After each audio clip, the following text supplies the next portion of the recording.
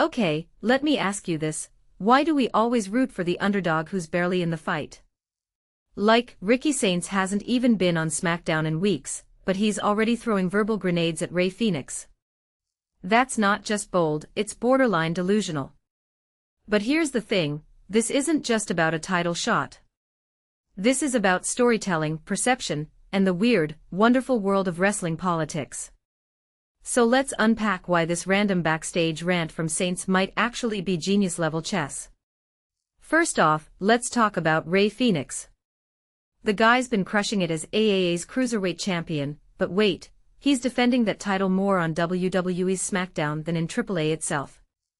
That's like a UFC fighter headlining for Bellator, but holding a one championship belt.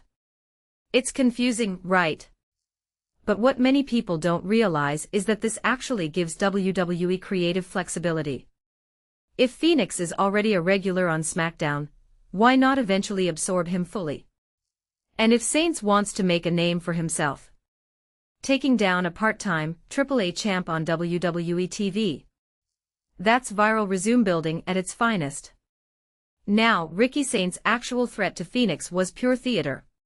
You're distracted, someone's gonna take your title, oh wait, that's me. Yeah, buddy. But here's what's fascinating, Saints isn't even in Fenix's league technically. The guy just lost the US title match at Night of Champions, and his recent main event wins are, well, on main event. But that's the point. Saints is selling himself as the relentless, opportunistic grinder. He doesn't need to be the best wrestler right now, he just needs to convince management and fans, he's got the hunger. And honestly, that's half the battle in wrestling. Then there's the weight class angle. Saints is 204 pounds, well under AAA's 231 limit. But Fenix shot back with, this title's for real wrestlers. Ouch. But wait, does weight even matter here? Because if we're being honest, cruiserweight divisions are more about style than scale. So Fenix isn't really defending his physicality, he's defending his credibility. And that's where Saints might actually have a point. Titles mean less when the champion treats them like a part-time job. What's the endgame here? If Saints wins the title, or even puts on a show before Money in the Bank, it could catapult him into a bigger spot. His hometown crowd at MITB.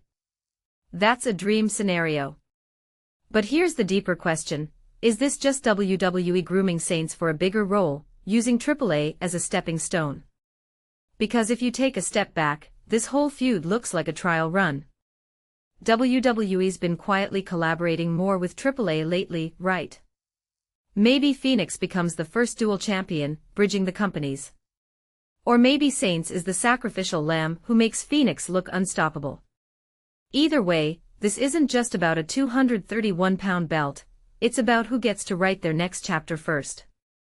So here's my closing thought, in wrestling, the real win isn't always the title.